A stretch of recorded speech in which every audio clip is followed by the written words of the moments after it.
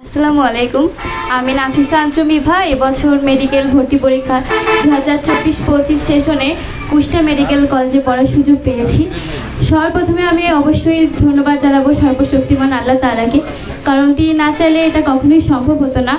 তারপর আমার মা বাবা এবং আমার পরিবার এবং আমার সকল শুভাকাঙ্ক্ষীকে, যাদের দোয়ার কারণেই আমি আজকে এ পর্যায়ে আসতে পেরেছি।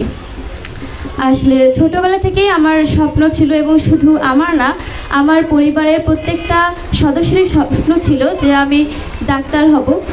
তো আর ছোটোবেলা থেকেই যেহেতু খুব একটা খারাপ স্টুডেন্ট ছিলাম না, তো সবার আশা আরও বেড়ে গিয়েছিল।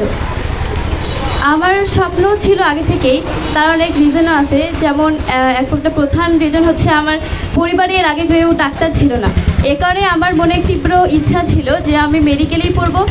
আর এই কারণেই আমি প্রথম থেকে যখন আমি এইচএসসিতে পড়ি তখন থেকে মেডিকেল স্ট্যান্ডার্ড পড়াশোনা শুরু করছিলাম। আর শেষ পর্যন্ত আমি সকলের দোয়ায় এই পর্যায়ে আসতে পেরেছি।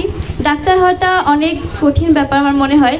আমি কেবল একটা লম্বা জার্নির টিকিটটা পেয়েছি, এখনও অনেক দূর যাওয়া বাকি। সকলের দোয়া থাকলে ইনশাল্লাহ আমি সেই পথটাও অতিক্রম করতে পারবো।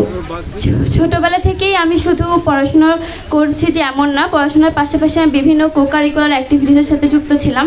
যেমন আমি আর্ট, কবিতা আবৃত্তি, অভিনয়, উপস্থিত বক্তৃতা, এরকম বিভিন্ন প্রতিযোগিতায় অংশগ্রহণ করি এবং জাতীয় পর্যায় পর্যন্ত যাওয়ার সুযোগ পেয়েছিলাম। আজকের এই উদ্দীপ্ত তরুণ ফাউন্ডেশন এই অনুষ্ঠানে আমাকে ইনভাইট করেছে, এজন্য আমি খুবই কৃতজ্ঞ তাদের প্রতি, এবং এত সুন্দর একটা গিফট দিয়ে আমাকে অনুপ্রেরণা দেওয়ার জন্য আমি সকলকেই অনেক ধন্যবাদ জানাই।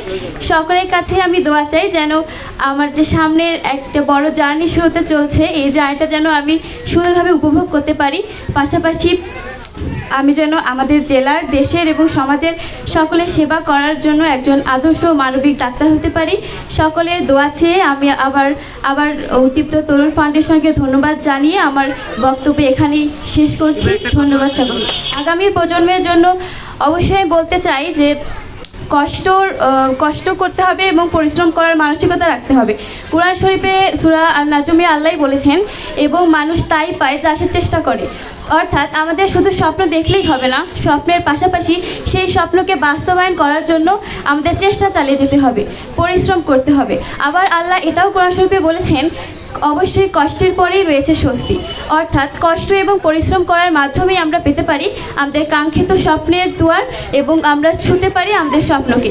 তাই পরবর্তী প্রজন্মকে আমি এটাই বলবো যে তোমরা যেই স্বপ্নই দেখো না কেন, শুধু যে ডাক্তার কিংবা ইঞ্জিনিয়ার হতে হবে এটা নয়।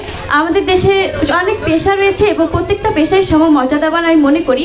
তো যার যেটাই হওয়ার ইচ্ছা, যেটাই স্বপ্ন দেখো না কেন, সেই অনুযায়ী নিজেকে প্রিপেয়ার করো, সেই অনুযায়ী কাজ করো, পরিশ্রম করো, এবং সকলের দোয়াও লাগবে। পাশাপাশি আমাদের ইবাদত করতে হবে। সব কিছুর মিশ্রণেই হতে পারে একটি সুন্দর ভবিষ্যৎ। এইটাই পরবর্তী প্রজন্মকে বলতে চাই। আর কিছু? আচ্ছা, ধন্যবাদ সকলকে।